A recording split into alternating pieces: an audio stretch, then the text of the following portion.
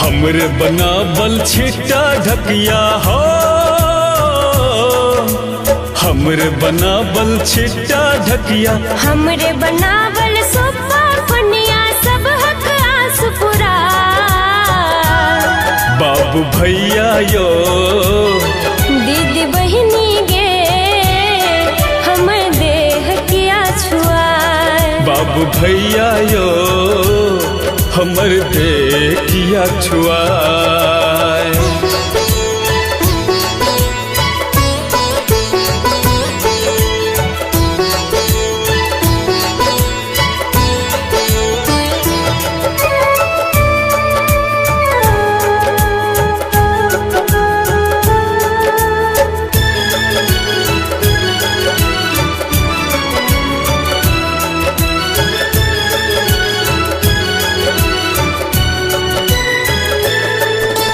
मिथिला सबसे सुंदर नगरी तैठम छुआ छूतियो, तैठम छुआ छूतियो।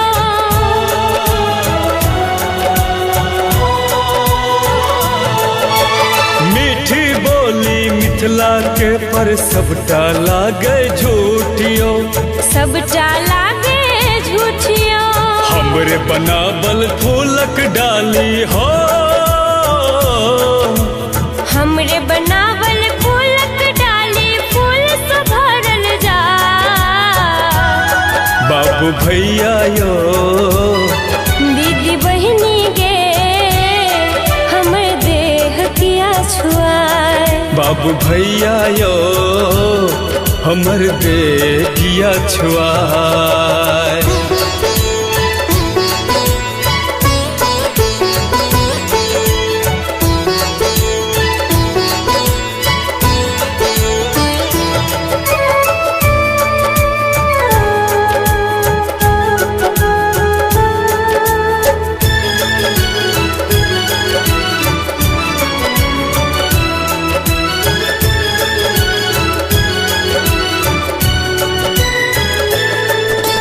जाइत पाइत के भेद न करू, हमरो सोनित लालियो, हमरो सोनित लालियो।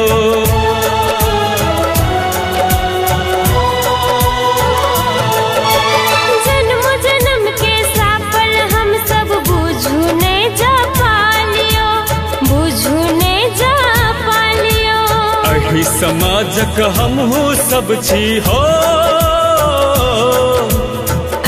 समाजक हम हो सब छी करू ने अन्याय। बाबू भैया यो दीदी बहिनी गे हमर देह किया छुआए। बाबू भैया यो हमर देह किया छुआए। हमरे बनावल छिट्टा ढकिया हो, हमरे बनावल छिट्टा ढकिया, हमरे बनावल सोपा पनिया सब हक आस पुरा। बाबू भैया यो दीदी बहिनी गे हमर देह किया छुआए। बाबू भैया यो हमर देह किया छुआए।